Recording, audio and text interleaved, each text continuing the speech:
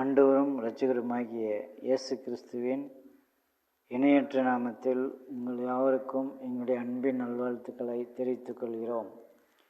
ஜெபிப்போம். பரிசுத்தம் நிறைந்த அன்பின் தகப்பனை, இந்த செய்தி வேலைக்காக உமக்கு நன்றி செலுத்துகிறோம். இந்த செய்தியை கேட்கிற யாவரோடும் கூட இடைப்படுவீராக. இரட்சகர் இயேசு நாமத்தில் ஜெபங்களும் அன்பின் பரலோக பிதாவே, ஆமேன். செய்தியின் தலைப்பு: சோர்ந்து போகிறவனுக்கு அவர் பலன் கொடுக்கிறார். ஏசாயா தீர்க்கதரிசன புத்தகம் 40வது அதிகாரம் 29வது வசனம். சோர்ந்து போகிறவனுக்கு அவர் பலன் கொடுத்து சத்துவம் இல்லாதவனுக்கு சத்துவத்தை பெருக பண்ணுவார். வசனத்திலே பார்க்கும் பொழுது தேவன் ஏன் பலன் கொடுக்கிறார், ஏன் சத்துவத்தை பெருக பண்ணுகிறார் என்று பார்க்கும்போது 28வது வசனத்திலே தேவன் சோர்ந்து போகிறதும் இல்லை, இளைப்படைகிறதும் இல்லை என்று வேத வசனம் குறிப்பிடுகிறது. தேவன் முதலாவது சோர்ந்து போகிறதில்லை, இளைப்படைகிறதில்லை. ஆகையால் தான் சோர்ந்து போகிறவனுக்கு அவர் பலன் கொடுக்கிறார், சத்துவம் இல்லாதவனுக்கு சத்துவம் கொடுக்கிறார். எபிரேயர் 2:18 பார்க்கும் பொழுது அவர் தாமே சோதிக்கப்பட்டு பாடுபட்டதினாலே சோதிக்கப்படுகிறவர்களுக்கு உதவி செய்ய வல்லவராயிருக்கிறார் என்று சொல்லப்படுகிறது.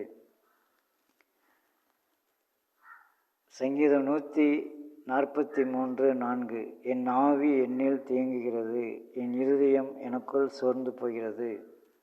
இங்கே தாவீது குறிப்பிடுகிறார், என் இருதயம் சோர்ந்து போகிறது என்று. ஏன் சோர்ந்து போகிறது, ஏன் தேங்குகிறது என்று பார்க்கும் பொழுது வேத வசனம் அழகாக குறிப்பிடுகிறது. நெடுங்காலமாக காத்திருக்குதல் இருதயத்தை இளைக்க பண்ணும். ஒரு காரியத்தை குறித்து அநேக ஆண்டுகளாக, மாதங்களாக, நாட்களாக பார்க்கும்போது எதிர்பார்த்தது கிடைக்காத போது மனம் சோர்ந்து போகிறதை பார்க்கிறோம். நீதிமொழிகள் 24:10 ஆபத்து காலத்தில் நீ சோர்ந்து போவாயானால் உன் பலன் குறுகினது என்று வேதவசனம் சொல்கிறது. நம் வாழ்க்கையிலே அநேக நேரங்களில் நம்முடைய இருதயமானது சோர்ந்து விடுகிறது, துவண்டு விடுகிறது, பலன் குன்றி விடுகிறது. காரணம், அநேக ஆண்டுகளாக ஜெபிக்கிறேன், வேதம் வாசிக்கிறேன், ஆலயம் சொல்லுகிறேன், கர்த்தருக்காக பிரயாசப்படுகிறேன், என் வாழ்க்கையில் எதுவும் நடக்கவில்லையே என்று யோசிக்கும்போது நம் வாழ்க்கையில் சோர்வு வருகிறதை பார்க்கிறோம்.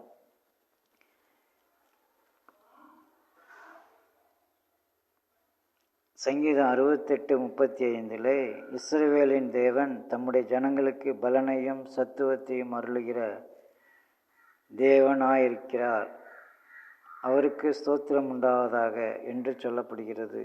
தேவன் தமது ஜனத்திற்கு பலத்தையும் சத்துவத்தையும் அருளுகிறார் என்று சொல்லப்படுகிறது. சங்கீதம் 119:28 சஞ்சலத்தால் என் ஆத்துமா கரைந்து போகிறது, உமது வசனத்தின்படி என்னை எடுத்து நிறுத்தும் என்று அவர் கூறுகிறார். ஏசாயா 57:19 தூரமாயிருக்கிறவர்களுக்கும் சமீபமாயிருக்கிறவர்களுக்கும் சமாதானம் சமாதானம் என்று கூறும் உதடுகளின் பலனை சிருஷ்டிக்கிறேன், அவர்களை குணமாக்குவேன் என்று கர்த்தர் சொல்லுகிறார். இங்கே பார்க்கும் பொழுது யாரை குணமாக்குவார், எதற்காக குணமாக்குவார் என்று நாம் பார்க்கும் பொழுது அவர் தமது வசனத்தை அனுப்பி அவர்களை குணமாக்குகிறார். ஏன் அவர் வசனத்தை அனுப்ப வேண்டும், ஏன் அவர்களை குணமாக்க வேண்டும்? எவ்வீருடைய வாழ்க்கையிலே பார்க்கும் பொழுது மகள் மரண அவஸ்தையாக இருக்கிறாள். அப்படி மரண அவஸ்தையாக இருக்கும் பொழுது அவன் இயேசு கிறிஸ்துவனிடத்தில் மன்றாடுகிறான், நீ வந்து என் மகளை காப்பாற்ற வேண்டும் என்று. வீட்டார் அநேகர் சொல்கிறார்கள், மகள் மரித்து விட்டால் அவரை வருத்தப்படுத்த வேண்டாம் என்று சொல்லி எவ்வீருவை பார்த்து ஆண்டவராக இயேசு கிறிஸ்து கூறுகிறார், மகனே திடன்கொள் என்று விசுவாசமுள்ளவனாய் இரு என்று சொல்லுகிறார். அப்படியாக அவன் வீட்டிற்கு கடந்து சென்று, பிள்ளை மரிக்கவில்லை, நித்திரையாயிருக்கிறாள் என்று அவளை உயிரோடு எழுப்பி காட்டுகிறார்.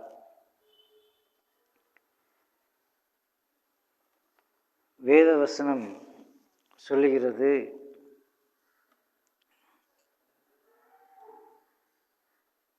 நான் தீங்கும் வேளையில் உம்முடைய வசனம் எனக்கு நான் தனிமையாய் தங்கும் வீட்டிலே எனக்கு கீதங்களாயின என்று சொல்லி சங்கீதம் 143:4 பார்க்கும் பொழுது, பூர்வ நாட்களை நினைக்கிறேன், உம்முடைய கிரியைகளை எல்லாம் யோசிக்கிறேன், நான் அவைகளை தியானிக்கிறேன் என்று சொல்லி வேதவசனம் அழகாக சொல்லுகிறது. நான் தியானிக்கையில் அக்கினி மூண்டது என்று சொல்லி நாள் முழுவதும் அது என் தியானம் என்று சொல்லப்படுகிறது. என் தியானம் எனக்கு இனிமையாக இருக்கிறது, நான் தியானிக்கும் தியானம் இனிதாயிருக்கும் என்று வேத வசனம் சொல்கிறது. அப்படியாக பார்க்கும் பொழுது நாம் ஏன் வேதத்தை தியானிக்க வேண்டும், ஏன் நினைக்க வேண்டும், ஏன் யோசிக்க வேண்டும்? பிதாவாகிய தேவன் சிருஷ்டிப்பின் நாட்களிலே பார்க்கும் பொழுது முதலாவதாக அவர் நினைக்கிறார். எப்படி நினைக்கிறார்? நமது சாயலாகவும் நமது ரூபத்தின்படியையும் மனுஷனை உண்டாக்குவோமாக என்று நினைக்கிறார். அடுத்ததாக யோசிக்கிறார், எப்படி சிருஷ்டிக்க வேண்டும்? ஆணாக சிருஷ்டிக்க வேண்டுமா, பெண்ணாக சிருஷ்டிக்க வேண்டுமா, ஆணும் பெண்ணுமாக சிருஷ்டிக்க வேண்டுமா என்று யோசிக்கிறார். ஆகையால் தான் தாவீது குறிப்பிடுகிறார், நாள் முழுவதும் அது என் தியானம். வேத வசனம் நாள் முழுவதும் என் தியானம் என்று சொல்லப்படுகிறது. அதை போல தேவன் மனித வர்க்கத்தை சிருஷ்டிப்பதற்கு முன்பு அதை குறித்தே யோசித்து கொண்டிருக்கிறார். அப்படியாக யோசிக்கும்போது அவன் மனுஷனை ஆணும் பெண்ணுமாக சிருஷ்டித்தார் என்று வேதவசனம் குறிப்பிடுகிறது. ஆகையால் தாவீது சொல்லுகிறதைப் போல நான் தியானிக்கும் தியானம் இனிதாக இருக்கும். அப்போ நாம் வேத வசனத்திற்கு முக்கியத்துவம் கொடுத்து தியானிக்கும் போது அது நமக்கு இனிமையாக மாறுகிறது என்று சொல்லி பார்க்கிறோம்.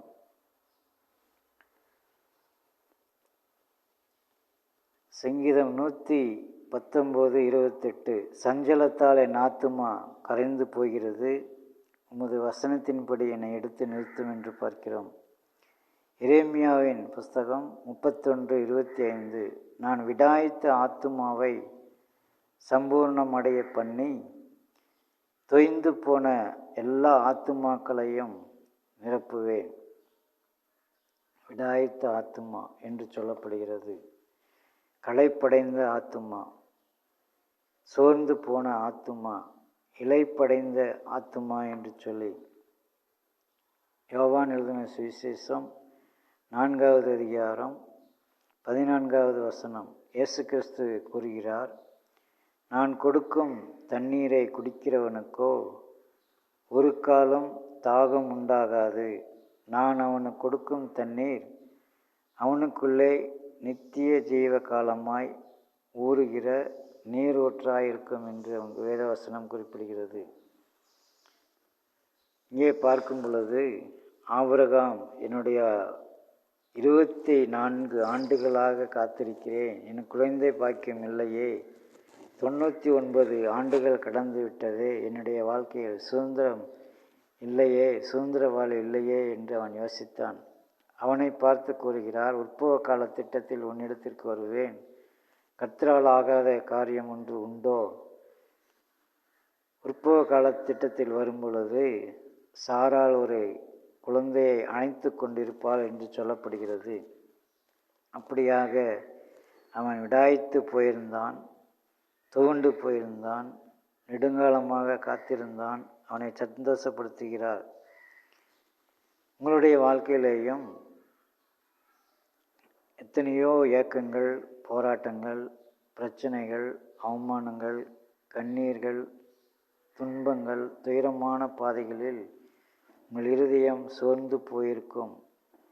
உங்களை பார்த்து தான் ஆண்டவர் கூறுகிறார், சோர்ந்து போகிற உனக்கு பலன் தருவேன் என்று சொல்லி.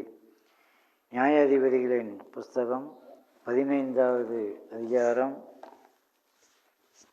18-19 பார்க்கும் பொழுது, அவன் மிகவும் தாகமடைந்து கர்த்தரை நோக்கி கூப்பிட்டு, தேவரீர் உமது அடியேன் கையினால் இந்த பெரிய ரட்சிப்பை கட்டளையிட்டிருக்க, இப்பொழுது நான் தாகத்தினால் செத்து விருத்த சேதனம் இல்லாதவர்கள் கையிலே விழ வேண்டுமோ என்றான். அப்பொழுது தேவன் லேகியில் உள்ள பள்ளத்தை பிளக்க பண்ணினார். அதிலிருந்து தண்ணீர் ஓடி வந்தது. அவன் குடித்த போது அவன் உயிர் திரும்ப அவன் வந்தது. அவன் பிழைத்தான். ஆனபடியால் அதற்கு எண்ணக்கோரி என்று பெயரிட்டான். அவனுடைய அர்த்தம் என்ன? சாக வேண்டிய நேரத்தில் உயிர் வந்தது என்று சொல்லி.